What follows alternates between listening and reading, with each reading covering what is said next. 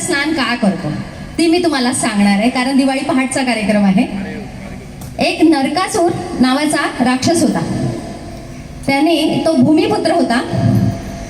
त्यांनी ब्रह्मदेवाची खूप आराधना केली, तपश्चर्या केली आणि त्यांनी वर मागितला त्यांना की माझा वध हा फक्त भूमिपुत्रीच्या हातानेच व्हायला पाहिजे. म्हणजे भूमिपुत्री त्याची आई होती.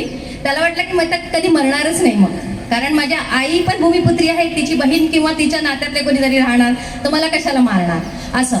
आणि त्याच्यानंतर हे झालं हो की त्याने हाहाकार मचवला, सर्वत्र हाहाकार मचवला आणि सर्व 16,000 स्त्रिया त्यांनी बंदिस्त करून ठेवल्या त्याच्या इथे. मग आता सगळीकडे हाहाकार झाल्यावर सगळे भगवान श्रीकृष्णाला शरण आले की आता भगवंता तुम्ही काहीतरी करा, नाही तर हा अजून काय करेल.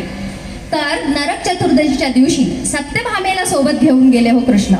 का बरं सत्यभामेला घेऊन गेले? कारण ती भूमिपुत्री होती. तिला घेऊन गेले. श्रीकृष्णाने योजना केली आणि त्यावेळेस त्यांनी नरकासुराचा वध केला. पण या गोष्टीत अभ्यंगस्नान तर राहूनच गेलं ना. तर अभ्यंगस्नान काय केलं, त्याच्या रक्ताचा जे थेंब होते, रक्ताचा सडा होता, तो श्रीकृष्णाच्या अंगावर त्या दिवशी उडला.